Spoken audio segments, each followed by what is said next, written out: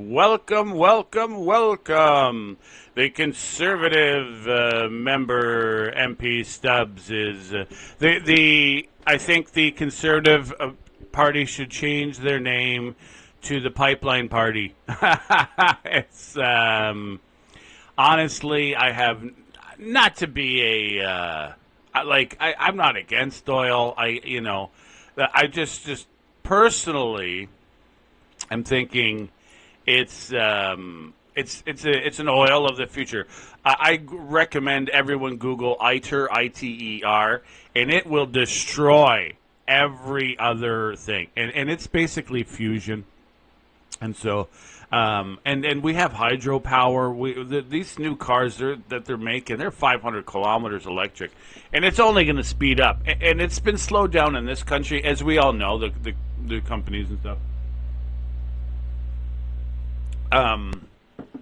We know it's slowed down. It was slowed down by, you know what I mean, Bearing and all this patents and no names of Pacto. That's just the way of business. Well, China don't play that game. They actually have a huge subsidy program and major push just to innovate, and so we can't do that anymore. That method won't work. It's long past. We're going to see electric vehicles, you know what I mean, that people are going to charge once a month, very shortly. It's the way it's going, at least, you know. They're much more reliable. Okay, so that's why I'm like, why is this party only talking about oil? It's not just oil. There's energy projects, there's mining projects, there's hydro projects that are literally on the books right now that they're waiting to do. And again and again and again, I say this because I know that I'm not getting much traction, and I don't understand why. There's an industry in Quebec, a major industry called aluminum. Okay, we're like number 4 in the world, and the only reason that there is no other reason. Zero other reason. We don't even have the bauxite to make the aluminum. They got to buy it from Brazil, okay? I mean, we probably have it somewhere here, but it's not being mined in this country. So they got to buy it from another country. So there's no reason for it except it takes like minimum 5 smeltings from bauxite to make aluminum. And then they make really high airplane type aluminum, the high good stuff, which is even more smelting. So it's very, very energy intensive. So they have these electric furnaces. And they're like, oh my gosh, an electric furnace. Well, they use electric furnaces, and they have a whole industry because they have excess hydropower, and they're making more. There's a big Gull Island project, Newfoundland, Quebec is doing. And we actually have the technology. The only spy we've caught in the last decades that actually went to be charged was someone who was stealing hydro secrets, Hydro-Quebec secrets. We're leading the world in this stuff.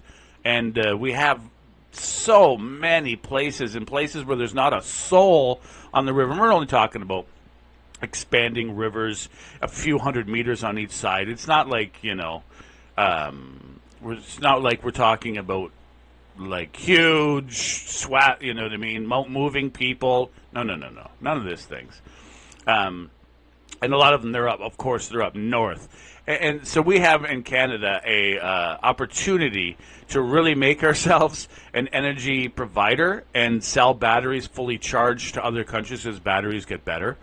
You know what I mean? That's the way they say they're going. There's going to be like a ship-sized battery they're going to be able to sell to a country, and it'll run their city for a month. That is coming. In Canada, having, you know, rain is fairly cheap. It comes from, some will say God, others will say the rain cycle. But it's cheap. Inputs and outputs. That's how you look at energy. So input and output. So input is rain falls, goes down river. We put it through basically tubes with fan. And there is a problem, or was, we'll say. The fish used to not be able to go. Well, they made this new way. Basically, they figured out the right angle and the amount of things in the way to minimize the amount of water that's using, so fish can use it as like a fish highway. They don't have to put them in chutes and silly stuff. It's the story that's going on. All right, and then so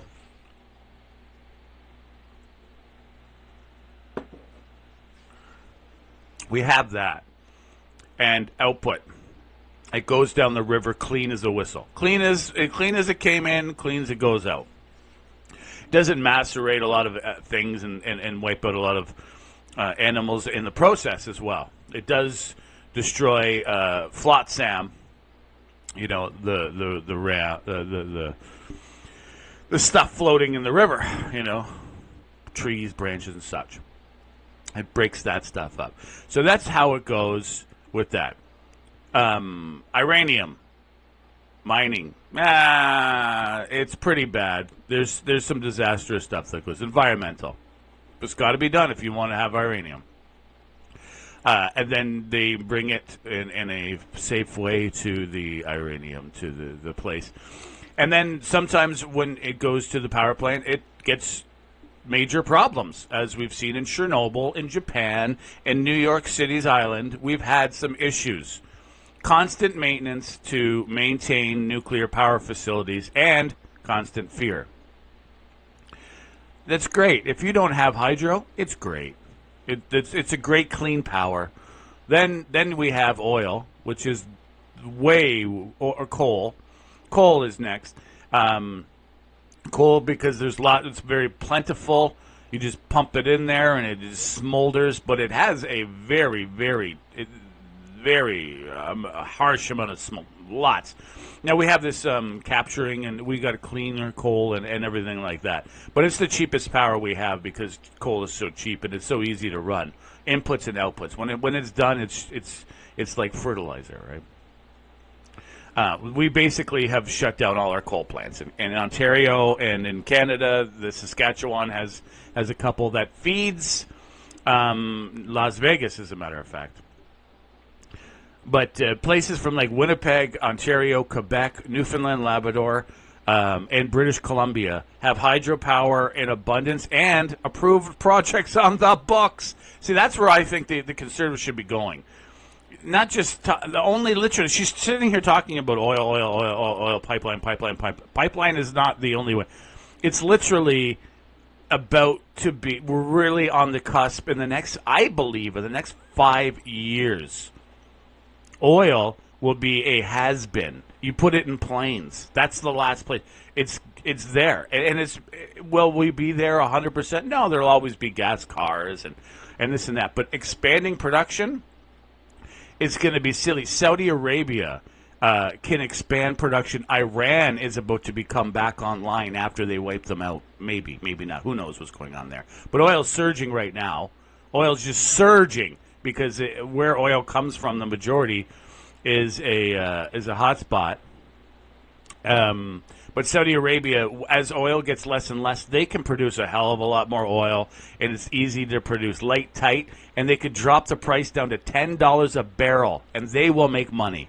So, and our oil, it comes out, they call it the tar sands because it's like tar. It's like hardened tar. It's filthy to clean. I'm not saying we got to shut it down, but I'm just saying it makes the party of the pipeline. We should call it the pipeline party. I'm totally and we're in Canada here, you know.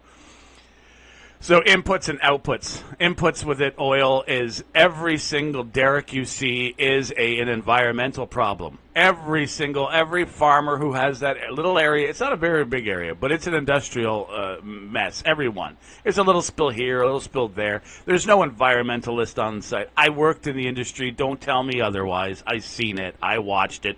And remember, then these wells need maintenance. So when they need maintenance, same thing. A little spill here, a little spill there. The pipes are all this. It's just a little environmental disaster everywhere, about 10 meters around every derrick. Every single one. And there's lots. And then the beautiful thing is we have this is the best thing. that we have pipelines that burst. Yeah. Then you have to upgrade it. You gotta upgrade it up. It's not done there. And then they burn off H2S gas because they don't have a place to put it. It's like it's an industry that's not clean. It's very wasteful. They haven't maximized their efficiencies, and that's fine, right? That's fine. But I don't understand here. I'm going to put her on now, and while they set up my cameras and stuff, it's starting in a second. But I guarantee you, it'll be the first words out of her mouth will be pipeline. Quote, when the projects are designated, they will be made public. Well, do the projects drive the legislation, or does the legislation drive the projects? Do they have a list from premiers, or do they not? Well, nobody knows because of mixed messages and misleading answers. But what's clear is the whole thing is a politically driven and determined process, which is actually already exactly what the Liberals have been doing for the last decade. That's the opposite of clarity and certainty. Order, I have to interrupt the member as it is 11 o'clock. We will now proceed statement by members, and the member will have time after question period to conclude her remarks. Statements by members. The honourable member for Saanich Gulf Islands. Thank you, Mr. Speaker. It's an honour to present my first of member statements in this new Parliament. And I begin, of course, by thanking the people of Saanich Gulf Islands for returning me to Parliament to work on their behalf. I wanted to highlight an event that happened this week, which is why I'm participating remotely. My home parish, as some of you may know, I'm a practicing Anglican and try to follow the path of Jesus Christ in my work. Practicing Anglican and a parishioner at a little parish called St. Andrew's Church in Sydney, British Columbia. Praise Jesus! Praise the Lord! On June 11th, we had the great honor of our bishop, the Right Reverend Anna Greenwood Lee, coming to St. Andrew's to go up, believe it or not, in a cherry picker, in a bucket, to the roof of the church hall to bless the solar panels. We had prepared and we worshiped together with a liturgy for the blessing of solar panels. Together, those panels will save our parish $3,000 a year to go to work to help the homeless and those who need support. Thank you. Honourable member for Oakville West. Mr. Speaker, I rise today to recognize the 12th Annual Veterans Salmon Derby taking place on June 14th in Bronte Harbour, Oakville. Since its founding, this incredible event has grown from a local initiative into a church tradition, bringing together Canadian Armed Forces veterans serving and retired, their families, local businesses, and our community. More than just a fishing derby, it's a dedicated to the emotional well-being of those who have given so much in service to Canada. It also raises critical funds for Veterans Helping Veterans and the Military Family Resource Center, supporting those who stood for Canada and deserve our ongoing support. This year's event will hold not only veterans but also numerous COVID-19 responders, recognizing their dedication during some of Canada's most challenging times. Thank you to the organizers, volunteers, sponsors, and especially to our veterans and frontline heroes for your service and sacrifice. Tight lines to all participating. The honourable member for Brampton West. Mr. Speaker, I rise in the House with a heavy heart following the heartbreaking crash of an Air India flight en route to London. My heart goes out to the victims, their families, and all those impacted by the devastating tragedy. In the same spirit of reflection, I wish to honor the legacy of Peter Robertson, a dedicated public servant, educator, and pillar of the Brampton community. Mayor Robertson began his public service in 1976 as a regional councillor, and in 1991, entrusted by the people to serve as mayor of Brampton, leading the city for nearly a decade through a period of significant growth and transformation. His leadership was defined by vision, principle, and a steadfast commitment to serving his fellow citizens. Today, Mr. Speaker, on behalf of residents of Brampton West, I extend my deepest condolences to his loved ones. His name lives on, not just on Peter Robertson Boulevard, but in the countless lives he touched. May his example of service, humility, and vision continue to inspire us all. Thank you. The honourable member for Vancouver Quadra. Mr. Speaker, there are many great places in Vancouver Quadra, none more special to me than the mouth of the Fraser River. From its headwaters, hundreds of kilometers north to where it enters the Salish Sea, it's always been a special place for residents of Vancouver Quadra. Over the years, it was used as our highway, and now it's being used as a working river. And many years ago, the Musqueam people, where I come from, raced in what is called the war canoe races. They raced against other First Nations from Coast Salish Territory, Washington State, Fraser Valley, Valley on Vancouver Island. That went dormant for a number of years until Elder Dick Lewis and Kelly Lewis brought it back together for the youth of the Musqueam people, and we now host thousands of spectators, hundreds of people from across Coast Salish territory, and that's going to happen this weekend, June 13th, 14th, and 15th, starting tonight. They invite everyone who's in the area to come down, enjoy as they reconnect with their culture, share their culture with Canada, and they raise their hands to each and every one of you. The honourable member for King Vaughan. Mr. Speaker, June is Italian Heritage Month, a time to honor the dreams and sacrifices of those who came before us. I am a proud granddaughter of Italian Canadians. My grandfather came to Canada with hope in his heart and to build a life rooted in hard work, family, and faith. I'm deeply proud of my Italian roots and incredibly honored to represent the almost 40,000 Italian Canadians in King Vaughan who entrusted me to be their voice here in Ottawa.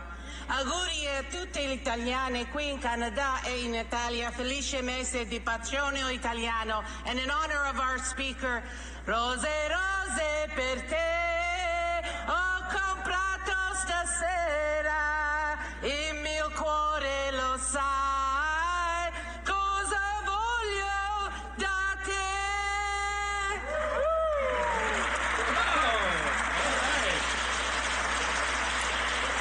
The honourable member for Fredericton, Oromocto. Thank you, Mr. Speaker. I'm thrilled to stand in the House today to highlight the significant achievements of Jeremy Dutcher, who is being awarded this year's Governor-General's National Arts Centre Award, recognizing his extraordinary work as an artist, composer, activist, ethnomusicologist, and language carrier. A Wolastoqiyik member of the Tobic First Nation, Dutcher was born and raised in Fredericton and has been instrumental in preserving and sharing the Wolastoqiyik language and culture. He is the only two-time Polaris Prize winner, a Juno Award winner, and has performed on many of the most important stages around the world. Du fond de mon cœur. From the bottom of my heart, I thank Jeremy for his art, his values, and his passion.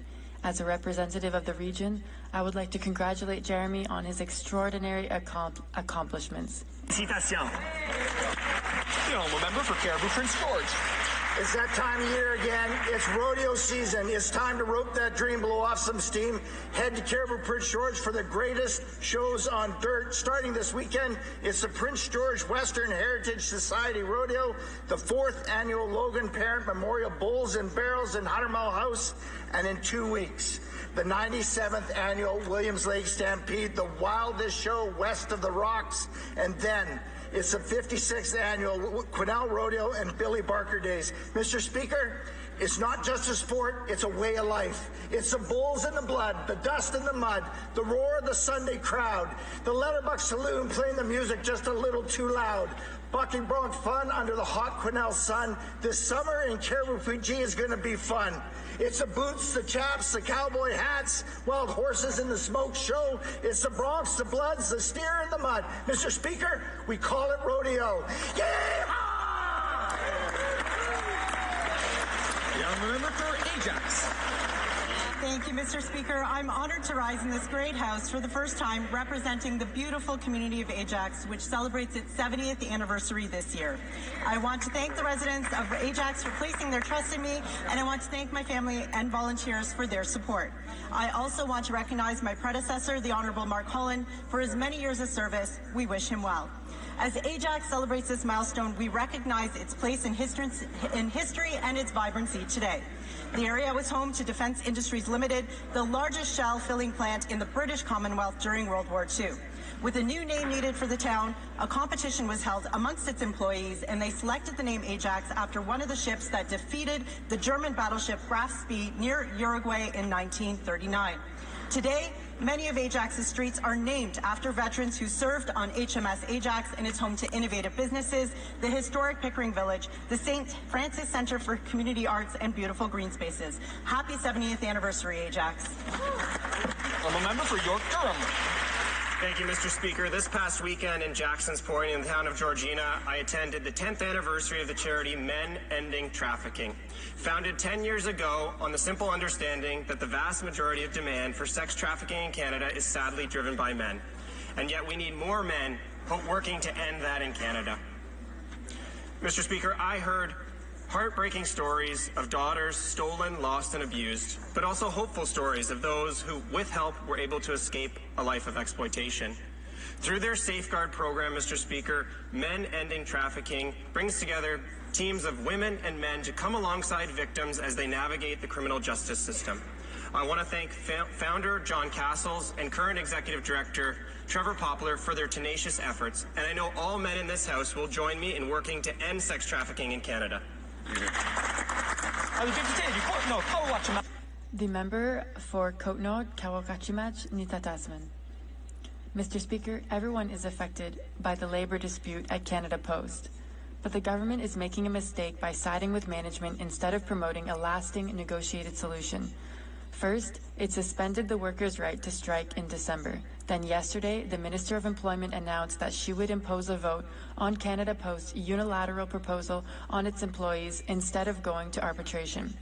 These repeated interferences by the Liberals have poisoned the bargaining climate, and today, the Liberals are breaking off dialogue by forcing a vote. It is difficult not to conclude that the referee, or the arbitrator rather, has chosen the winner of the match. Madam Speaker, the role of the Liberals is to act as guarantors of the law, fairness, and general social dialogue. They owe us an explanation for their involvement, which does not promote a fair and lasting resolution to the conflict. And above all, they must back down. The honourable member for Ottawa Centre. Thank you very much, Speaker. As we all know, this weekend is Father's Day, and I want to take this moment to celebrate my father, Anwar Abbas Naqvi, who will be turning 90 on July 14.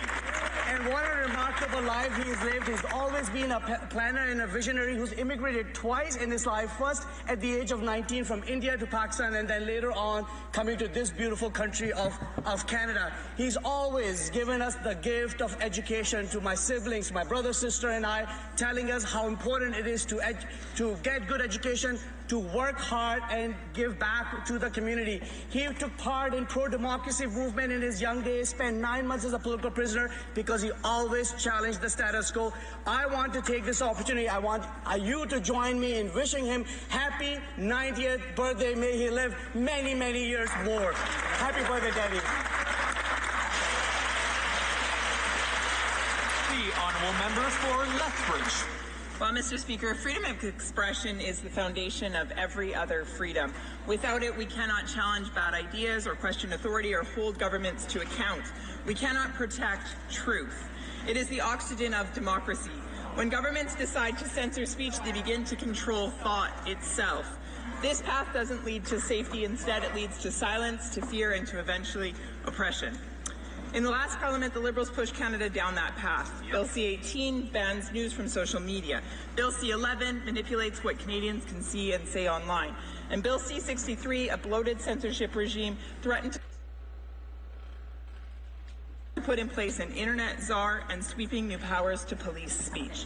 The Liberals claim that they've changed, that this is a, quote, new government, but Canadians know better. They do. They know better. This government doesn't trust Canadians. They don't trust Canadians to think independently or to speak freely or to make their own choices. But Conservatives on this side of the House will always protect free speech, always protect open debate, and always stand for the rights and freedoms of Canadians. We're here to contend. The honourable member for Orléans. Mr. Speaker, yesterday was the 50th anniversary of the Festival Franco-Ontarien. For half a century, this festival has proudly celebrated Francophone culture, language, and identity in Ontario through music. It's an opportunity to bring generations together, showcase artists from here and abroad, and celebrate the richness of our Francophone heritage.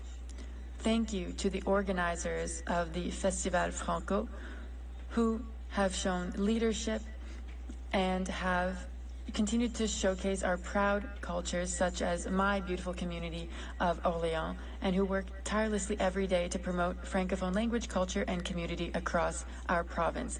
I would like to applaud the festival's exceptional journey and wish it many more years of success. Happy 50th anniversary to the Festival Franco-Ontarien, and see you at Major Hill Park until June 14th to enjoy the experience. Member for Vernon, Lake Country, Monashee. Mr. Speaker, After 10 years of Liberal anti-energy laws, over $176 billion worth of energy projects have been scrapped. Bills like C-69, the so-called No New Energy Pipelines Law, and Bill C-48, along with the job-killing carbon tax, have created so much red tape and uncertainty that energy companies won't even invest here anymore. In the BC interior, countless families depend on the oil and gas sector to put food on the table. Even our regional airports rely on flight revenues tied to energy-related travel and investment. But because of stalled pipelines, investment and job creation have dried up, not just in my riding, but across Canada. If the Liberals are serious about making Canada an energy superpower, they need to repeal their own anti-energy agenda. Lift C-69, remove C-48, kill the industrial carbon tax, and get Canadians back to work by finally tapping into our natural resources. Here, here. The honourable member for Hamilton West, Ancaster Dundas. Mr. Speaker, this week a Hamilton steel mill permanently shut down, putting 153 people out of work. Donald Trump's 50% tariffs on steel and aluminum are unjustified, illegal, and are now impacting the livelihood of Canadian families. Everyone in Hamilton knows somebody who works in the steel industry. 10,000 Hamilton workers directly employed in steelmaking, another 40,000 employed in associated industries. These are good-paying Canadian jobs supporting hardworking Canadian families that are now at risk because of Donald Trump's misguided, illegal trade war with Canada. While discussions with the U.S. are ongoing, all retaliatory measures are on the table. We're taking steps to stop the dumping of cheap foreign steel, and we're investing in new Canadian markets. I want to assure the workers in Hamilton and across Canada that our government is doing everything possible to fight back, to protect jobs, and to support Canadian steel. Thank you, Mr. Speaker. Member for Regina Wascana. Mr. Speaker, many Canadians are struggling with the ever-increasing cost of groceries, record food bank use, and rising unemployment. But there's one group of Canadians who aren't struggling at all, namely the Liberal-friendly insiders at GC Strategies. This two-person company billed taxpayers for $64 million over 106 contracts, often for work that was never done. But GC Strategies did not act alone. According to the recent Auditor General report, under this Liberal government, security requirements were not enforced, contracts were not monitored, and federal organizations did not follow procurement policies. And while Christian Firth and Darren Anthony were getting rich, their Liberal accomplices were getting promoted to the front benches of the House of Commons. Mr. Speaker, on Monday, will the Prime Minister support our Conservative motion to put taxpayers first and get Canadians their money back? The honourable member for Brampton South. Mr. Speaker, building safe communities and neighbourhoods takes a collective effort, and our Liberal government is making positive progress by working together with all levels of governments and partners. Through our investment and collaborative approach in Peel Region, 60% drop in auto thefts in 2024 and an additional 45% decrease in the first quarter of 2025. And just this week, Peel Region Police and CBSA seized over $50 million worth of cocaine in one of the largest drug busts in their history, a clear message that crime will not be tolerated in our communities. But, Mr. Speaker, more work needs to be done. Our government is taking community safety very seriously. That is why our government is strengthening bail laws, cracking down on repeat violent offenders, and taking action on auto theft, home invasions, human smuggling, and drug trafficking. We will continue to take the leadership working with our communities to build safer neighborhoods and for... Oral questions. Questions orales. The honourable member for Northumberland Clark. Israel has a right to defend itself, including by disarming Tehran's nuclear program. We should all hope that this is the end of the regime's nuclear program and that the great Persian people can now rise up to reclaim their country from this totalitarian regime. Sadly, anti-Semitism has been on the rise here in Canada. Can the government please tell us the extra steps that they will take to protect Canada's Jewish community from anti-Semites who might use the recent events as an excuse for violence?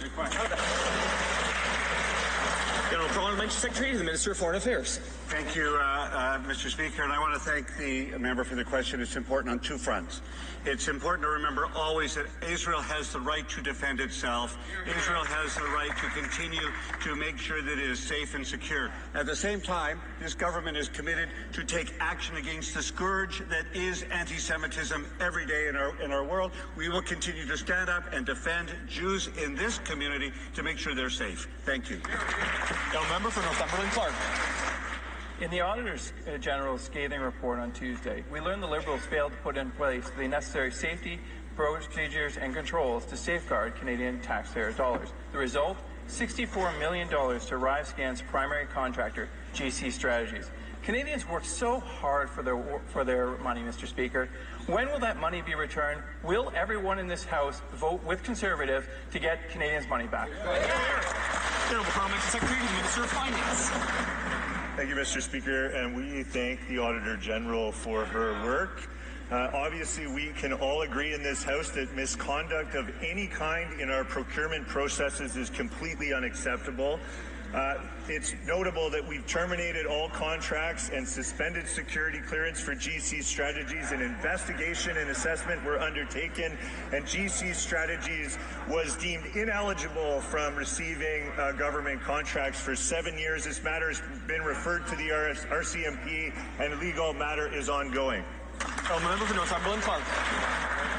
We hear those same talking points over and over again. However, the only guarantee that we can have that taxpayer dollars will actually be protected is a change in leadership. Liberals keep getting rich, Canadians keep getting a tax bill, and why on all heavens was the ministers promoted instead of fired? Yeah! Mr. Secretary, the Minister of Finance. I know all of us can agree in this House that misconduct of any kind in our procurement processes is completely unacceptable. That's why our government has acted on this matter. An investigation was undertaken by OSIC. The company in question has been deemed ineligible for receiving any federal government contracts for 7 years, and the matter has been referred to the RCMP, and legal action is ongoing. The honourable member for Beauce. Mr. Speaker, this week the Auditor General released a scathing report on ArriveCan's primary contractor, GC Strategies. This company, with only 2 employees and currently under investigation by the RCMP, got a staggering $64 million from the Liberals. And worse, we don't even know if they did any work. The Conservatives have introduced a motion to ban this company for life. Will all members of this House vote to get Canadian taxpayers' money back? Well, Mr. Speaker, I'm more than happy to repeat this as many times as the members opposite would like me to. Our government has taken a firm stance on this matter and said that any misconduct of any kind within our procurement processes is completely unacceptable. We have made improvements in the integrity of the system based on the Auditor General's report and recommendations. We've made sure that GC Strategies cannot no longer receive any government contracts for 7 years, and the matter has been referred to the RCMP for legal action. The honourable member for Beauce. Mr. Speaker, we're asking for a lifetime ban, not 7 years. The budget was $80,000 and the actual cost was $64 million, paid to only 2 people. That's 800 times the budget. It makes no sense. It's the taxpayers of Beauce and Canada who have been stuck with the bill. Why, with the Liberals, are politicians rewarded instead of being punished? The honourable member. Mr. Speaker, I know that all of us in this House can agree on one thing, which is that the integrity of our procurement processes is of utmost importance. It's taxpayers' money that's in question, and we take that matter very seriously. We have conducted an investigation through the Office of Supplier Integrity and Compliance. They deemed GC Strategies as ineligible to receive any federal government contracts for 7 years, and we referred this matter to the RCMP for legal action. The honourable member for Beauce. Another question with no real answer. What would happen if a Canadian family blew over its budget by 800 times? It would go bankrupt. What would happen if a private company executive blew over his budget by 800 times? He'd be fired. So why do we accept that Ottawa spends Canadian taxpayers' money like this with no concrete results? The families of both deserve better, Mr. Speaker. Will the Liberals vote for our motion to permanently strike GC strategies from the list? Yes or no? Mr. Speaker, misconduct of any kind in our procurement process is completely unacceptable. That's why we are making changes to ensure the integrity of our system.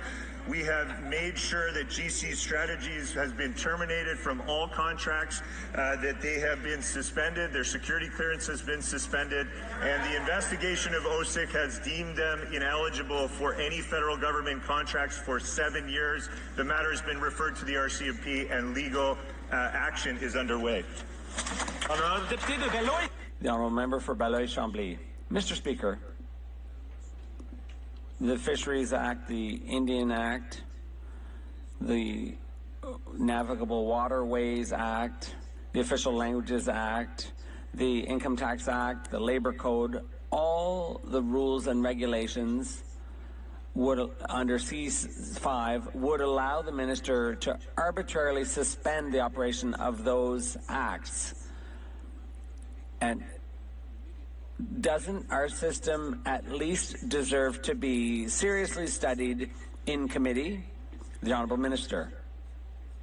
Mr. Speaker, the Bloc leader knows full well we've just completed an election campaign where the Prime Minister and leader of our party asked Canadians for a clear mandate to accelerate projects of national interest.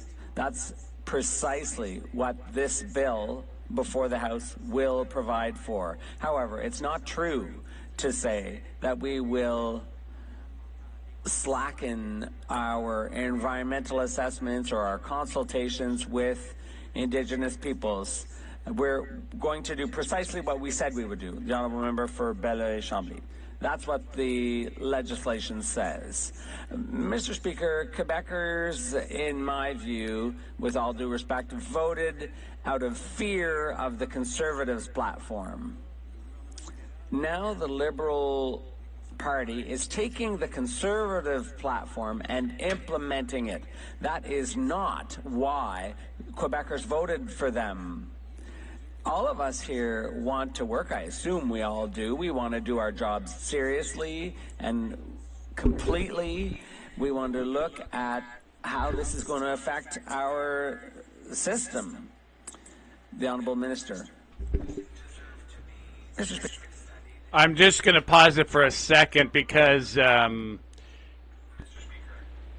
I just paused it for a second because, hey, there definitely is a push by politicians to push this through without debate, and I don't think they're a minority government and outstanding circumstances from Trump, and I just believe that they're making their own issues down the road by not giving proper debate and answering the questions to the satisfaction or dissatisfaction of those that are against pushing it through. We've already have Native American groups, which is about 5% of the population, having issue with it. Quebec, I believe, will have issues with it when they're starting to hear from over and over and over pipelines and don't listen to the premiers, like trying to bully Ebby from BC. That's just my thinking. I think you need to air the debate in the public sphere, not some secret backroom deal. You won't be surprised to hear that I don't agree with our friend from the Bloc. I don't agree that we took conservative policy and made it our own. On the contrary, Mr. Speaker, page 1 of our election platform, the very first page of our platform, talks about building one economy in Canada instead of 13. And it talks about being able to realize projects of national interest for the first time in a long time. And that's why so many other parties are in agreement with us. The Honourable Member for Gaspésie. Mr. Speaker, C5 gives the Minister the power to put a gag on Parliament and bypass environmental assessments without consulting Quebecers. It allows for ministers. The Prime Minister has appointed ministers without mandate letters that clearly set out what needs to be done. So there's no debate here, no transparency, and as little accountability as possible. Do the Liberals actually think this is what Quebecers expect of a minority government? Minister. The Honourable Minister. Monsieur le Président.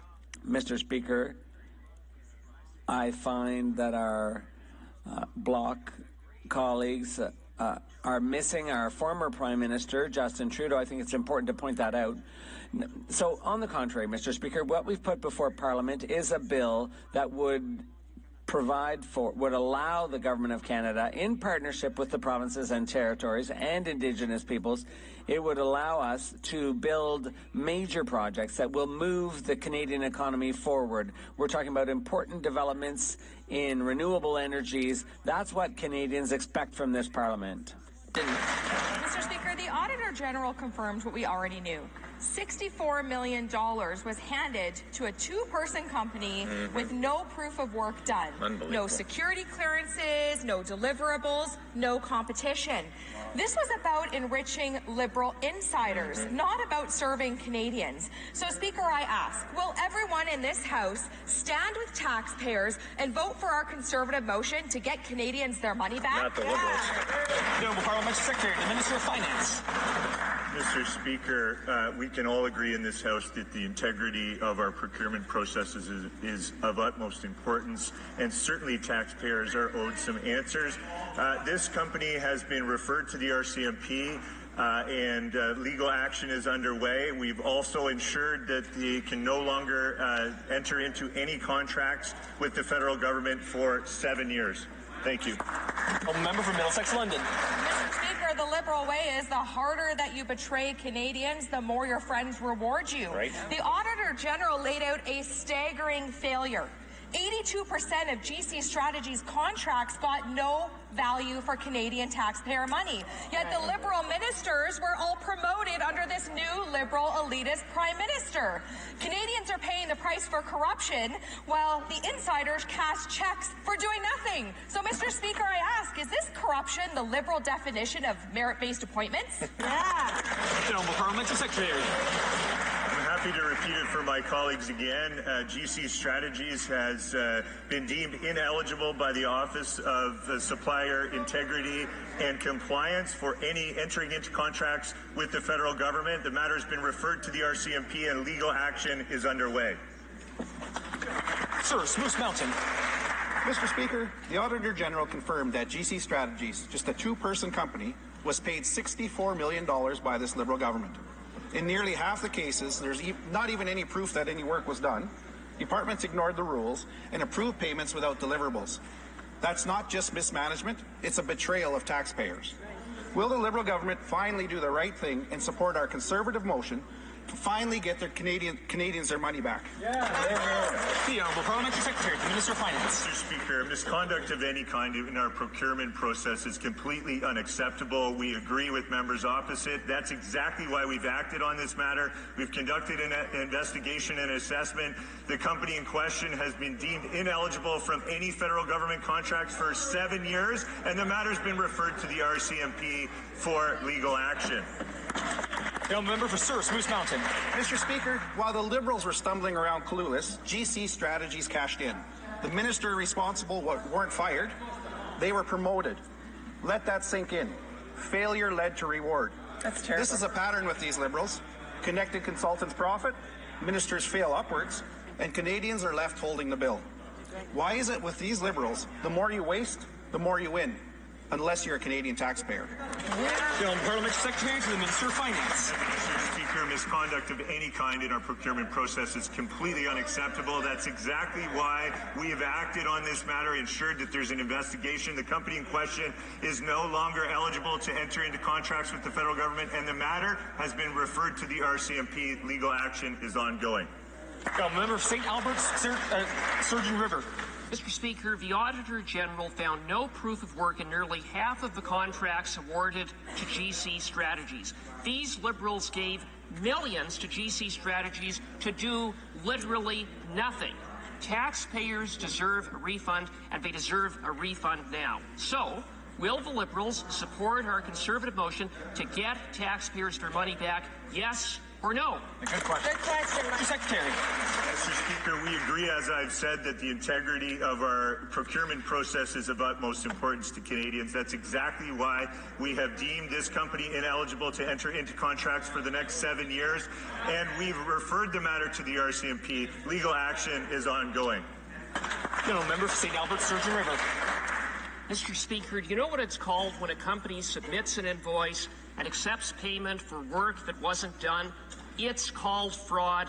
It's called theft. And under these Liberals, GC Strategies robbed taxpayers for millions. Right. Will the Liberals finally take responsibility and vote with Conservatives to get taxpayers their money back? Honourable Parliamentary Secretary. Misconduct in our procurement process at any moment is completely unacceptable. That's exactly why our government has acted on this matter. We've done so responsibly. We've ensured the integrity of the system. We've ensured this company can no longer do any business with the federal government for 7 years. The matter has been referred to the RCMP, and legal action is ongoing. The Honourable Member for Montmorency Charlevoix. Mr. Speaker, since yesterday we've heard the government trying to offer us half-baked solutions to a problem that has cost taxpayers dearly. Arrive can. But it seems to have become a habit on the Liberal side to start fires, try to put them out, and then pat themselves on the back for failing.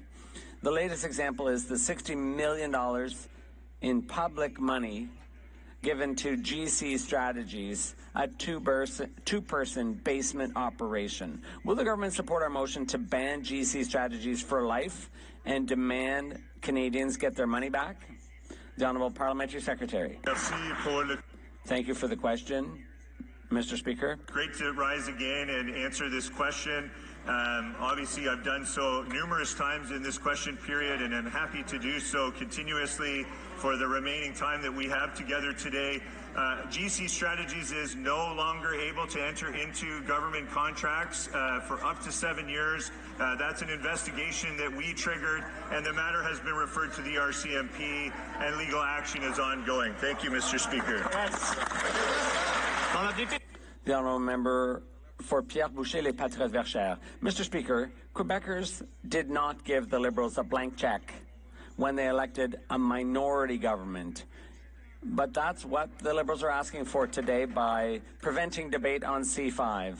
They want a blank check to govern by order in council and decide everything when it comes to energy projects. A blank check to impose pipelines on Quebecers without their consent and without a serious environmental assessment.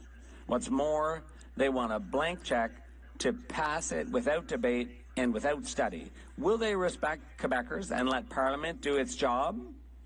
The Honourable Parliamentary Secretary, the Honourable Minister. Mr. Speaker, what we heard from Quebecers was their confidence in 44 Liberal members here in the House who speak out loud for Quebec and every day reflect the urgency, the urgent need for action on the economy and on promising projects of national interest that will create jobs from coast to coast, one economy instead of 13. Let's go, Canada. The Honourable Member for Abitibi-Témiscamingue. Bill C5, which the government is trying to ram through, is an insult to Indigenous peoples. The Liberals want to give themselves the power to decide everything by order in council when it comes to energy projects. They will approve projects first in Ottawa, and only then, when the decision is final and irreversible, will they pretend to consult Indigenous peoples. This is a sham, Mr. Speaker, which directly contravenes Indigenous peoples' right to self-determination, territorial sovereignty, and reconciliation. Will the Liberals back down and respect First Nations and enter into a real dialogue? All right, the Conservatives are once again talking about an issue that has passed. When they said we referred the matter to the RCMP, then it's like, you know what, there's a separation of state. Sometimes I think it gets thin. It depends on the leader. I think Duhem, with his new RCMP guy, there is a separation more because if you check out his CBC interview he did, CTV, interview he did yesterday, he didn't answer. I think he did a better job than our military minister.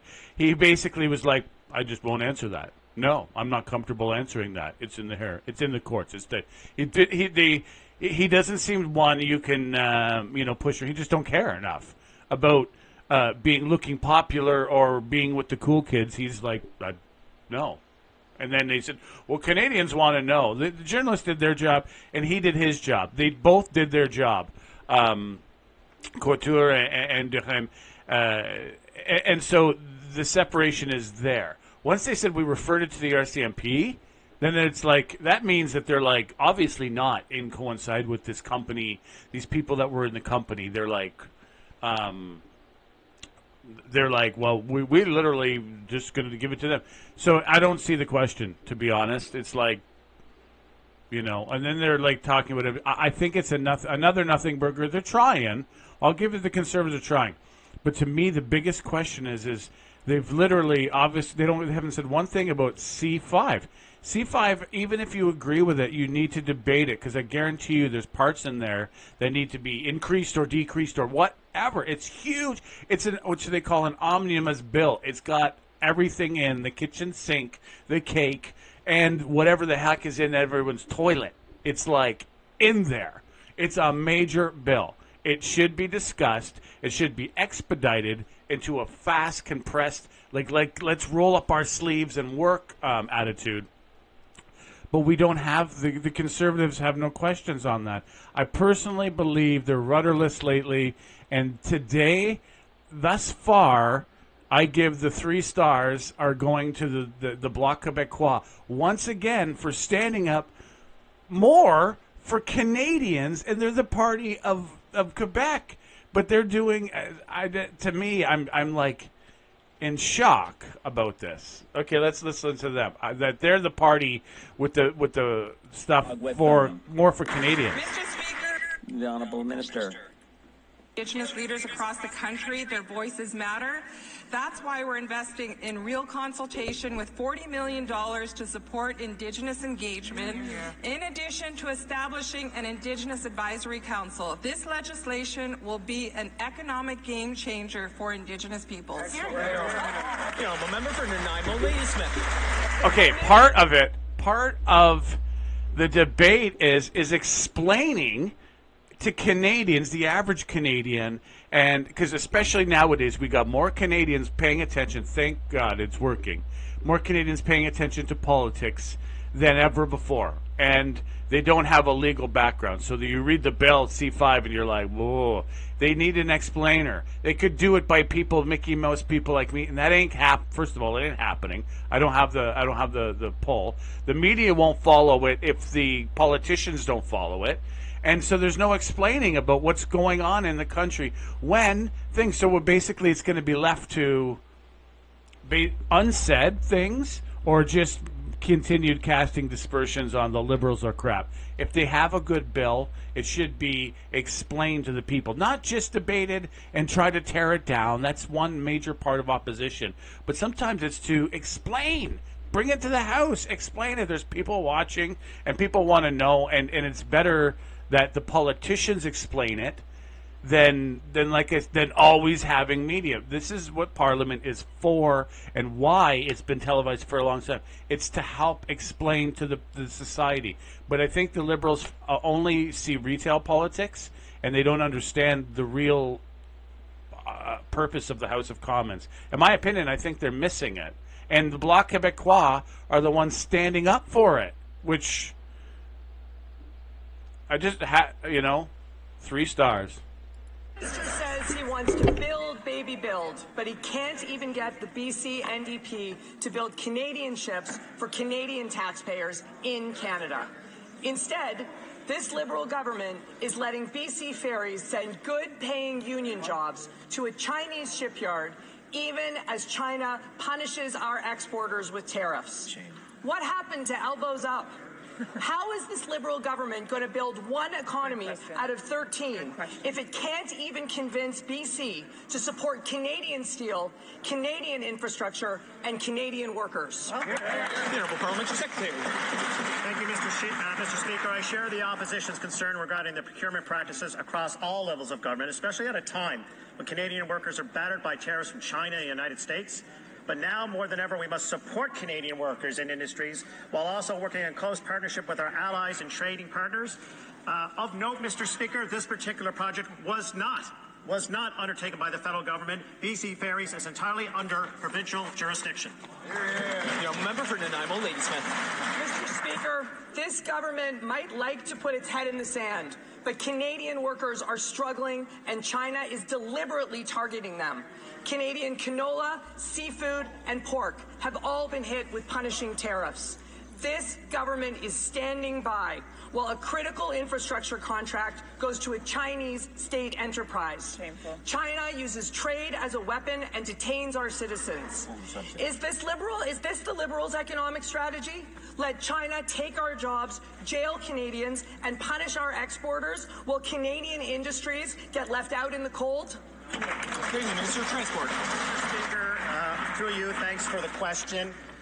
Number one, we have an important legislation, the One Canadian Economy Act, that is going to be focusing on creating one economy out of 13, which is Canadian goods, Canadian services, mobility, people working across the country with very little restrictions, reducing trade barriers. So when it comes to this government, Mr. Speaker, it's Canada first, always. Member for North Island, Powell River. Mr. Speaker, thousands of good-paying Canadian jobs were lost this week when BC Ferries announced the purchase of 4 new ships, not from shipyards here in Canada, but from shipyards owned by the Chinese Communist Party. This despite BC Ferries receiving more than $36 million in taxpayer money from this Liberal government, taxpayer money that is now subsidizing jobs in China, a country that has kidnapped Canadian citizens and has unjustly tariffed our farmers and our fishermen. Will this Liberals government stop pretending they're helpless, show leadership, and demand these ships are built in the best country in the world, right here in Canada? Secretary, the Minister of Transport. Thank you, Mr. Speaker. I share the concern and I share the outrage. The reality is that this particular project, again, is under provincial procurement standards, regulations, and oversight. But I will tell you this, when it comes to this federal government, to everyone in this chamber, it is going to be Canadian first, always. A member for Regina Louvain. Mr. Speaker, no pipelines means no jobs for hardworking employees at Evraz Steel in Regina. My question is, how can these Liberals get pipelines built if they're looking for consensus? What does consensus mean, Mr. Speaker? And will they use Canadian steel to build these pipelines? Minister of Energy and Natural Resources. Mr. Speaker, the Prime Minister and 13 premiers got together. They agreed on 5 criteria to get projects of national interest built. If the honourable member across the aisle wants to get people working in Saskatchewan, he should support the One Canadian Economy bill. Member for Regina Louvain. Can you imagine driving to work every day, wondering if that's the day you're going to get a layoff? For 10 years, these Liberals have had anti-development policies like Bill C-69, Bill C-48, emissions cap, and the industrial carbon tax. These hardworking men and women deserve a lot better answer than that. Will this government be like the old government? New guy, same as the old guy. No pipelines. Pipelines deserve to be built in this country. They run our economy. Will they use Canadian steel and pipelines? Minister of Energy and Natural Resources. I do like that question. Steel, Canadian steel, yeah. To get people working again, the One Canadian Economy Act is designed to get projects of national interest built. That will get steel workers back to work. That will get aluminum workers back to work. That will get forest products industries back to work. Please support the bill. The Honourable Member for Prescott, Russell Cumberland. Mr. Speaker, this week the Prime Minister announced that Canada's new government is rebuilding, rearming, and reinvesting in the Canadian Armed Forces. And with this increase in defence investment, Canada will achieve NATO's 2% target. Canada will lead with values the world respects, the resources the world wants, and an economy that leads the G7. Can the President of the Treasury Board share with the House why these investments are so important? The Honourable President of the Treasury Board. Mr. Speaker, I want to welcome the member from Prescott Russell. And that when the West does better, all Canada does better.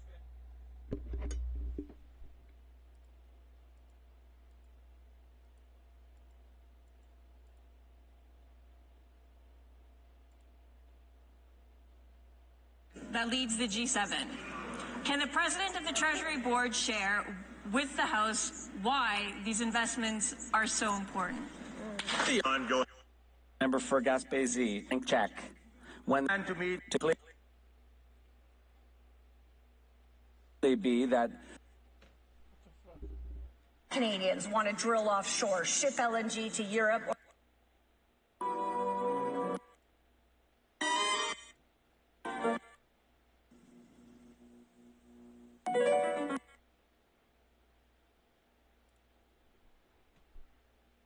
Prince George. After a decade, anti-energy law. For working again, the one team premiers jobs for hard-working employees. Can you support the bill? G7. Can the President of the Treasury Board share with the House why these investments are so important? The Honourable President of the Treasury Board. Mr. Speaker, I want to welcome the member from Prescott Russell, Cumberland, to the House of Commons. This new government has done what conservatives never. Sorry, I pressed the button. That happened. Never happened before. Our NATO 2% commitment at half a decade earlier than scheduled. We promised Canadians that new Liberal government would take bold and decisive actions. Promise made and promise kept, Mr. Speaker. Honourable Member Ristina, Bulkley Valley. Economists and bankers, most bankers that is, know that investment goes to countries where they are welcomed. For 10 years, this Liberal government has sent clear messages that investment in oil pipelines are not welcome in Canada unless it's destined for the United States at a discount. What's next? Canada's mineral resources? Surely the Prime Minister knows that no one is building a pipeline in Canada with Liberal anti-energy laws on the books. Or is it the Prime Minister's plan to keep Canadian oil and gas in the ground? Good question. Minister of Energy and Natural Resources. Mr. Speaker, in Saskatoon, the Prime Minister and 13 premiers got together to talk about how we build projects of national interest. Those projects of national interest will include roads, highway pipelines. They will include transmission lines. They will include renewable resources. If the honourable members on the other side of the House want to see many projects built, they should support this bill. Member Ristina, Bulkley Valley. Diversifying our trade has been the goal of this Liberal government, but an article posted last night by The Economist states that the United States will be granted first rights of refusal on Canadian minerals. Before going to Washington, Mr. Carney asked officials to list the Canadian products that Mr. Trump needs the most. Rare earth elements and critical minerals top that list. It looks like the Liberals want to give first rights of refusal to our critical minerals, limiting our ability to sell to the world and diversify our economy. Is the Prime Minister negotiating guaranteed access to Canada's minerals to the United States? Order. Order. Just a reminder not to use members' proper names. The Honourable Minister of Energy. Mr. Speaker, mining is crucial to our economy, and with Canada facing American tariffs, we must support mining workers. That's why we will speed up permitting of new mines by cutting red tape and approving projects within 2 years. This will be in Canada's national interest. This will make Canada stronger. This will make us more sovereign. Member for Portage Lisgar. The Liberals have flip-flopped on pipelines more than a fish out of water. The Prime Minister claims he wants to make Canada an energy superpower, but Mr. Speaker, talk is cheap. If he's serious, he must repeal a decade's worth of Liberals' anti-energy laws. The No New Pipelines Act? Toss it. The shipping ban? Send it out to sea. The job-killing oil and gas production cap? Scrap it. And the industrial carbon tax? Kick it to the curb.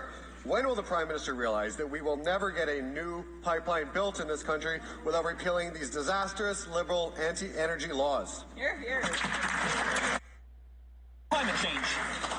Mr. Speaker, the Prime Minister has been clear, and we have been clear, that to be an energy superpower, we need to make sure that we are low risk, low cost, and low carbon. What we have seen from the Conservatives when they were in government was that they didn't get projects built because they didn't do environmental assessments and they did not consult with Indigenous peoples.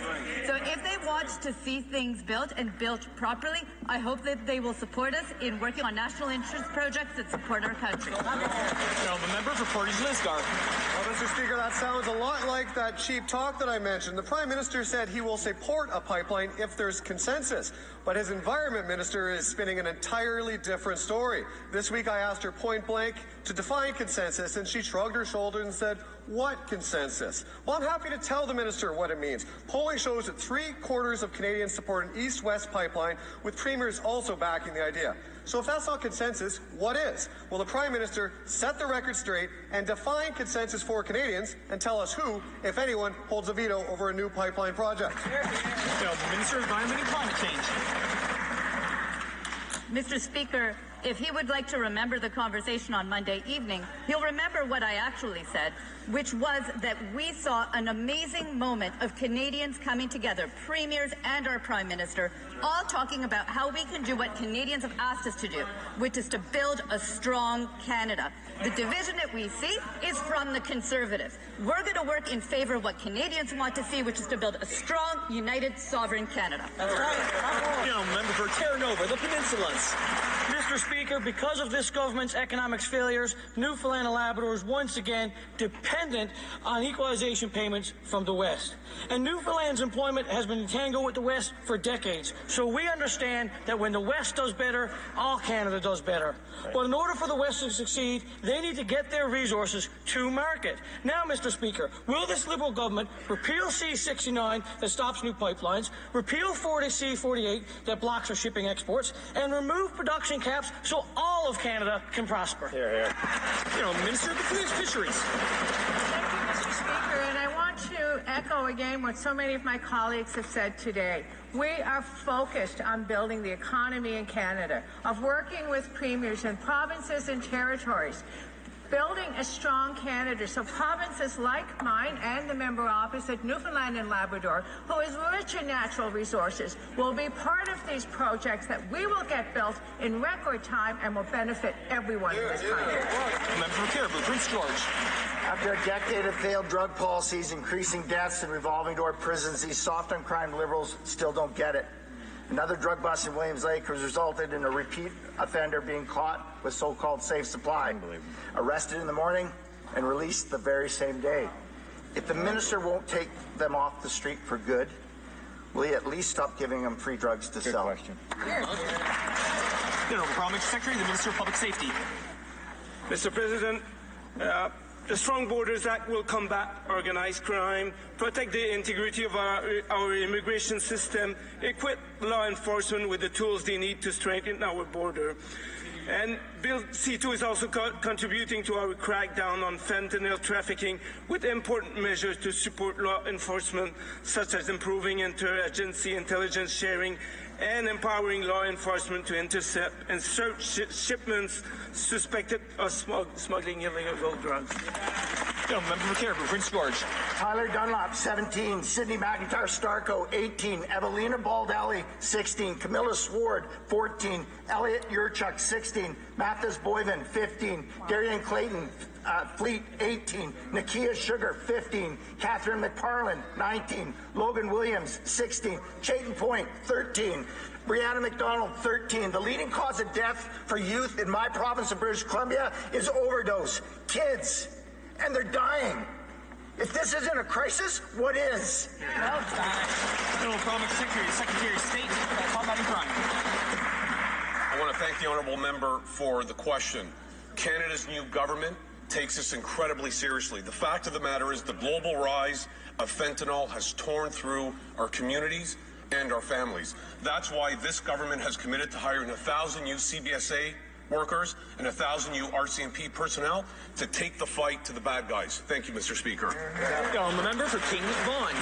Speaker, auto theft thefts are up 46%. Violent crime is up 50%. And just yesterday, York Region Police arrested 4 suspects in a violent auto theft in Vaughan, where 2 of them were repeat offenders. This is a result of failed Liberal laws like Bill C-5 and C-75. Even the Mayor of Vaughan and the Chief of York Region Police are calling for an end to catch and release madness. Would any Liberal who thinks this is acceptable kindly explain this to the residents of King Vaughan? The Parliamentary Secretary. Thank you for the question, Mr. Speaker. Look, the fact of the matter is this new government is committed to, like I said in the previous question, taking the fight to the bad guys.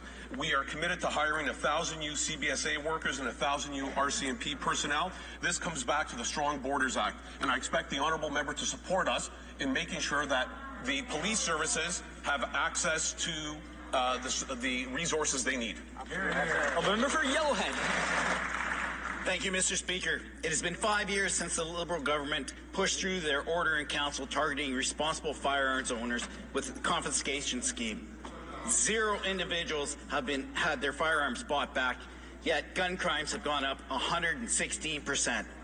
As a person with an RPAL, which, by the way, is restricted possession and acquisition, if the minister still doesn't know, the statistics baffle me.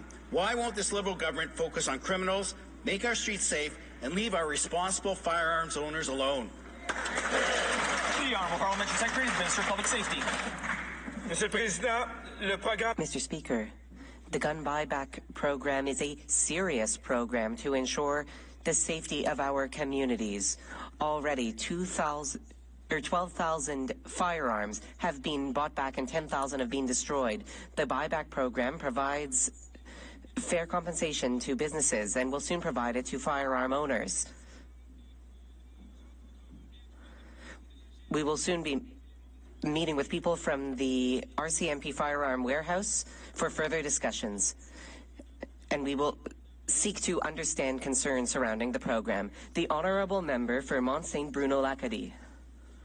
Mr. Speaker, people in my riding of Mont Saint Bruno L'Acadie often speak with me about the importance of protecting Canada in a world that is increasingly dangerous. From the west to the east, to the north and, of course, in Quebec, we all must respond to the international situation and build Canada strong. Could the Minister of National Defence describe to this House the new investments that the government is making in defence?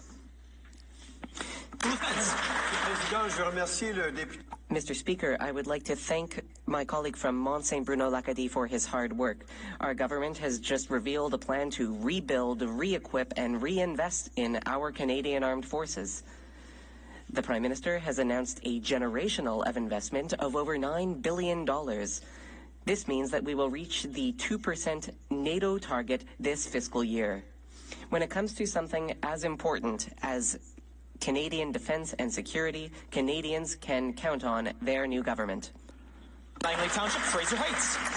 After 10 years of these tired old Liberals, the cost of housing has doubled, putting the dream of ever owning a home out of reach for so many Canadians. But it has also aggravated the homelessness crisis, which, incidentally, the current housing minister, when he was mayor of Vancouver, said he would eliminate.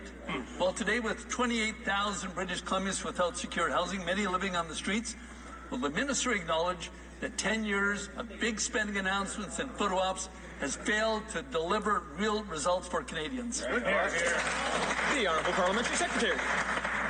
Thank you, Mr. Speaker. I joined this government because we have a credible plan for affordable housing. Hear, hear. We are building on the past success of this government in that regard. Our first measure includes a cut to the GST for new homeowners. We're also looking to launch Build Canada Homes, and we'll be working alongside our municipalities to decrease development charges while making sure that municipalities remain whole. Hear, hear. Member Central Newfoundland. Fishermen and farmers feed families. This season, Chinese tariffs on harvests from the land and the sea are impacting livelihoods of those that depend on markets in China. These tariffs are a direct result of this Liberal government's bungling of trade relations with China. Tariffs that range from 25% on lobsters to 100% on canola. My question to the Minister of International Trade is, when can farmers and fishermen expect this Liberal government to fix the mess they've made so they can get relief from Chinese tariffs? Minister for International Trade. All times defend our national interests in the best interests of Canadians. Last week, I sat down with the Minister of Commerce from China, Minister Wong, to talk about some of these issues that we're working through, whether it's canola, beef, pet food. These are some of the issues that came up at the table. We agreed to launch the JETC Commission, which is the Joint Economic Trade Committee, to work through some of these issues because we know we need to continue to open new markets for Canadians. Thank you. Member Central Newfoundland. Mr. Speaker, it's time for that minister to go to sea in a gale of wind on a fishing boat or get some dirt under his nails on a farm with our hard-working farmers. Clearly, there's no respect for those that toil to feed their families and everybody else's family and to play such a crucial role in food security for Canada. So when will the minister get relief from Chinese tariffs, or are fishermen and farmers just collateral damage in a trade war that these Liberals don't know how to fight? The Honourable Minister for International Trade. The Honourable Minister for Fisheries. I would like to say once again to my colleague across the aisle, repeat of what was said in the last question. The fact is that Canada is working to protect workers, and rather than slogans and misinformation and just negativity, we are actually doing the work of opening dialogue actively on the ground to ensure that the workers in Canada are protected. We will have Canadians back. Member for Mississauga Centre. This new government is working to build new economic and security relationships. One of the most important sectors of economic and export potential is defense. Earlier this week, the Prime Minister announced a $9.3 billion investment. This is a generational investment and will create thousands of jobs. As part of this new government's plan to expand into new export markets, can the Minister of International Trade tell this House how he plans to help diversify defense and trade? The Minister for International Trade. Mr. Speaker, through you, I want to thank the Honourable Member for Mississauga Centre for that question and congratulate him on his recent election win. I recently attended CANSEC, Canada's largest defence trade show, and it had over 40 international delegations. Federal lands. Present my first of member statements in this new parliament, and I begin, of course, by thanking the people of Saanich Gulf Islands for returning me to parliament to work on their behalf. I wanted to present my first of member statements in this new parliament, and I begin, of course, by thanking the people. 3 years ago, when Conservatives. Okay, so this is just about the end of it, and this fisherman issue. It seems to be that we're not being able to sell our stuff. I believe that we should do a trade mission that was very, very similar to the trade mission that happened in Chrétien's years when Jean Chrétien did a. His big trade mission to China. I don't think we should do it to China, to be honest. I think it should be to all these countries we just signed a big trade deal with, all across, from Chile to Japan and all this, and Australia. CPTPP is what it's called. It's a wide open free trade agreement, and basically the biggest problem we have is that a lot of companies they need the work to be done by government or to explain where what how and all that kind of stuff. Just trying to get to the right spot, but there we go.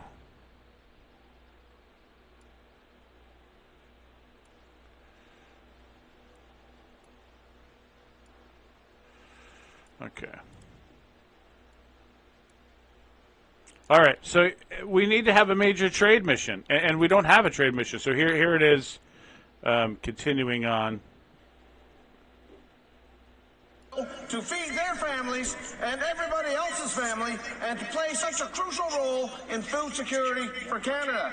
So will the minister get relief from Chinese tariffs, or are fishermen and farmers just collateral damage in a trade war that these Liberals don't know how to fight? The Honourable Minister for International Trade.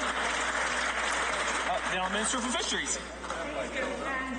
I would like to say once again to my colleague across the aisle, repeat of what was said in the last question. The fact is that Canada is working to protect workers, and rather than slogans and misinformation and just negativity, we are actually doing the work of opening dialogue actively on the ground to ensure that the workers in Canada are protected.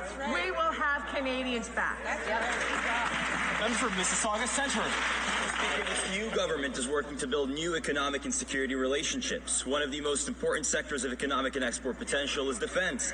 Earlier this week, the Prime Minister announced a $9.3 billion investment. This is a generational investment and will create thousands of jobs.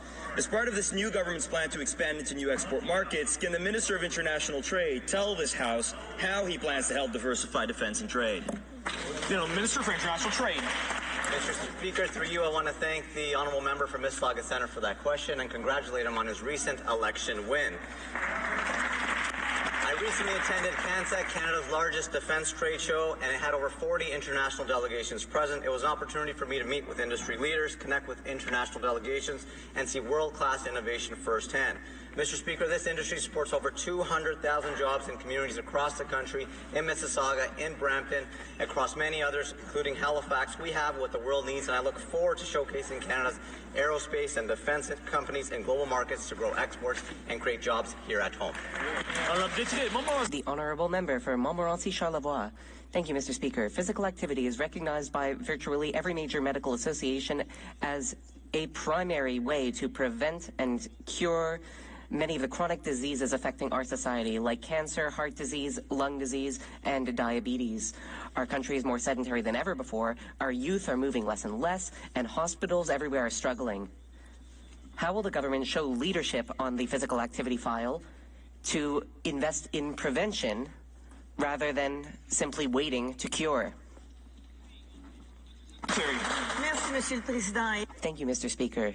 Indeed, prevention is very important for Canadians, and we will work in collaboration with the healthcare sector to make a difference through sport. I'm proud of all we have accomplished so far,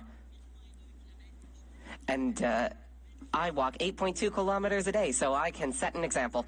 Prime Minister and Pierre Poilievre both want to roll out the red carpet for Prime Minister Modi to attend the G7 summit in Canada, knowing that Modi refused to cooperate with the RCMP in the investigation of the murder of Niger and other homicides on Canadian soil. The Prime Minister won't say if he knew Jagmeet Singh's life was in danger and was under surveillance by gang members suspected of working for the Indian government. Poilievre's excuse is that he refused to get the security clearance, but the Prime Minister has none. Will the Prime Minister rescind the invitation and demand India's full cooperation in the Niger murder and other cases? The Honourable Parliamentary Secretary. Mr. Speaker, and I thank the honourable member for that question. She has raised several issues at the same time. Let me just say that the G7 is a huge opportunity for Canada to exercise leadership on the world stage. Our sovereignty, our security and prosperity are tied to global security. At the same time, Canada is a country of the rule of law. We have cases before the RCMP. We will continue to have those investigations. We will continue to ensure that Canadians are safe at home and abroad. The honourable member for Edmonton Strathcona. Israel has bombed dozens of sites in Iran, including residential homes, causing hundreds of casualties, including children. Netanyahu is leading the region into yet another war where civilians will pay the price. Canadians with loved ones throughout the Middle East are terrified of what comes next. We need de-escalation, diplomacy, and rule of law. Will Canada condemn this latest escalation, finally commit to real nuclear disarmament, or will they stand with the Conservatives against international law? The Honourable Parliamentary Secretary, the Minister of Foreign Affairs. Thank you, Mr. Speaker. Again, I thank the honourable member for the question. However, I begin by saying Israel has the right absolutely to defend itself within the bounds of international law. At the very same time, we have a responsibility to de-escalate this situation. Our minister has been very clear that this escalation will not help. We have several priorities. We want to ensure that hostages are released. We want to ensure humanitarian aid is delivered. We want an immediate ceasefire. Canada will exercise every diplomatic tool we have to ensure that peace is our ability is brought to a fore. And that concludes question period for today. Daily routine of business. Tabling of documents. Dépôt de projet de loi émanant du gouvernement. Introduction of government bills. All right, that's what we got for today. Many parliamentarians are not there today, as you can see. It's a it's a big thing about the NDP. To me, focusing on foreign topics. I'm not sure. I like Heather McPherson. I think she's an outstanding thing. And same with Kelly Wan, Jenny Kwan. Sorry, I'm thinking about something else, I guess. So basically, I think personally that Israel is doing the bidding of many Western countries because people are getting scared, and the negotiations that were happening with Iran and America weren't going very well. They're like almost Trump's exasperated. He said, like, you can't have the bomb. He keeps telling him, he's like, you can't have it. It doesn't matter what you think. We're bigger, and we can say that. That's all he's saying. And it's definitely because they've threatened, right? And they consistently threaten Israel and America. So if you're using that type of rhetoric, he's just like, sorry, you can't, So it was inevitable, and it's better that Israel does it because they're already in the dog's breakfast, right? When it comes to international politics, but the Iranians are even worse internationally. It's just, there's almost no defending it. And they hit military sites. They hit the leader of the IRGC, apparently. It's been reported. So the leader of the IRGC is like, they're talking about banning them. They've been doing a lot of fundraising in Canada. And some MPs there's another Iranian group that we're doing fundraising with, and there's all this stuff. Iran is a problem in the Middle East. They are not just against the Israelis. They don't just have problems with the Israelis. They have huge problems with their other neighbors. Qatar, who is like very, United Arab Emirates. There's like border disputes, and they're being very bullish on it. And so there's a lot of issues. Saudi Arabia has issue with it. Now, there may be a little bit of religious part of it, but in that case, but there's definite animosity between the two. Jordan, right? So they've used their power, and the Persian power, there's no doubt about it. The one reason that people don't really think like Persia, Iran, is a superpower in ways that because we don't focus on it, people think, what do you mean? That's just no. It's a mountainous country, super amount of mountains. We can't just go in there and invade it, and they know that. It'll take a very great will to go in there and invade, and it'll take a lot of treasure, right? Just to get in there. Never mind subdue. But the truth is the population since 1979 has been heavily oppressed by their ayatollahs. And there's a lot of people from Iran that, they fled or so. But they're there. They're like, you know what? It's not that bad here. But I would like them to go. Remember what happened in the soccer match when they got booed? There is that animosity, but they fear their government. And they have pretty good They do create peace. It's not all, like everything, it's not all bad. They're not, the Ayatollahs, they're not all bad. They create a good peace and stability. It's though slower than the rest because of the sanctions and all that. So it could be more prosperous. But there was a major backlash because the previous government, the Shah, was doing these huge Hollywood-style lavish parties, and the people weren't benefiting as much as that was. So, like, you know what I mean? People got a little bit sickened by it. They're like, you know what? Tone yourself down, or, you know. So there was this, and they perceived Americanism as basically gutting the wealth of their country.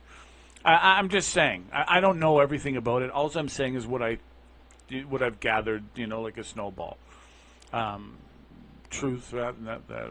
But there's definitely, the Israelis have no happiness with them, and vice versa. So that issue, Benjamin Netanyahu said that they're going to continue this mission of eliminating all nuclear sites, all uranium upgrading to 232 until it's done. And they don't have B-52 bombers. They don't have, like, huge bombers. So it's going to take probably days, I think. 100 drones were sent last night. 100 drones were sent to Israel. No reports of any damage. They got them all. There's no help, assistance happening. It looks like the Iron Dome, the Moses Sling, the David Sling, sorry, have captured everything thus far. According to reports, maybe one thing, but nothing major. But 100 drones isn't very much. Compared to the last time when they did it, it was 300. And they just took out they didn't just, but they took out this Russian-supplied air defense systems the last time. And basically their skies were clear for this. So yeah, I personally thought for sure it's coming from Israel, because Israel's not going to ask for, they'll maybe ask for forgiveness, but they ain't begging for permission. There's no way on this. When Israel, like, they literally, Iran has called them a one-bomb state. One bomb, like one nuclear bomb could really destroy the majority of that country, and then the fallout, like. And there's 3 great faiths that stemmed out of that country. Like it or not, the Israelis hold it, and it's their land, and it's negotiating with them instead of this idea of we're going to blow it all up, and no one gets to have Jerusalem, you know. I just, you know, obviously I'm on the side of America and Israel on this. I don't really care. Iran has become a place where they're pushing the Houthis, and they're creating a lot of instability in that land. Syria has now been finally brought back, and maybe Syria, Damascus, the oldest continually inhabited city, will be actually a place where you can go again, maybe. Let's hope in about 5 years it'll be peaceful for 5 years, and it may be a place that we'll all love. And for like Lebanon had also Hezbollah, which was being funded by them, which is creating the Christians fleeing Lebanon in droves. I know many Lebanese, they're like, you know, man, don't go there. It's but like they say, the Baikal Valley is one of the most beautiful places in the world, but you can't go there. If you go there, you gotta, you know, toe their line and already toe it before, because they may find out you're not. Anyway, and this is all being funded by Iran, which is creating major turmoil in the area instead of peace. And so Iran, having the nuclear bomb will just be like much, much worse, you know. So I'm sorry, I don't agree with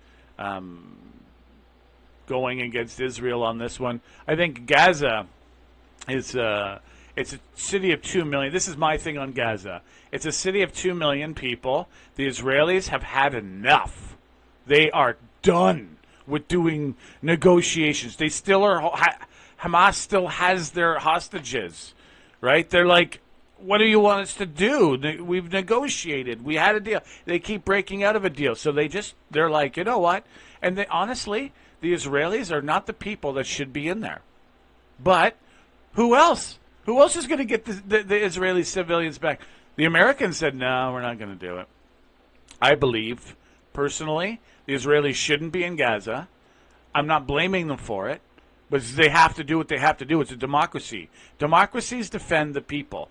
Autocracies can say, we don't worry about these people. Who cares? But democracies are different. They have to defend to the last man or woman. I believe that there should be an international effort to say, I've been saying this for years now, Turkey should be really heavily in there under Erdogan because, first of all, he's liked, and their military is huge, the biggest in NATO in the world besides, army, besides America, biggest in NATO, right? And I think Turkey, United Arab Emirates, because they know how to lead, maybe a little bit of Jordan, Egypt, all should have, like what they did with Germany, they all have their part of the Gaza Strip, and each one is gets international support from the UN or whoever to help provide the money to keep the security.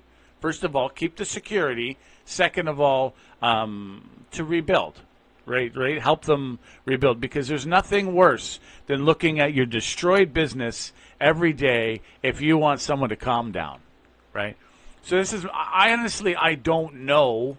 I just think it's a horrible thing what's happening in Gaza. And the world has basically turned it over. It's like, that's Israel's problem. And Israel is a little bit upset, rightfully or wrongfully, you want to think, but rightfully so. They stand, there may be past injustices and all this stuff, but I'm only, you know what I mean? Let's focus on since that October date. I think the international, the last time, the UN should do a resolution, and it's not put down your arms. It's a ridiculous, put down your arms. Well, that ain't happening. They got hostages. What they need to do is put their boots, United Nations boots on the ground, and it ain't going to be fun. It's going to be bad. No matter what country goes in there, it ain't. There's no NGOs that are going to have to run. It's going to have to be run by military, because the people in Gaza Strip have now become militarized. Being in a war that long, they're all militarized. They're hardened people, and they're starving and they're desperate. And so it takes army in there, not NGO bleeding hearts. Army disseminating food. Army making people have order.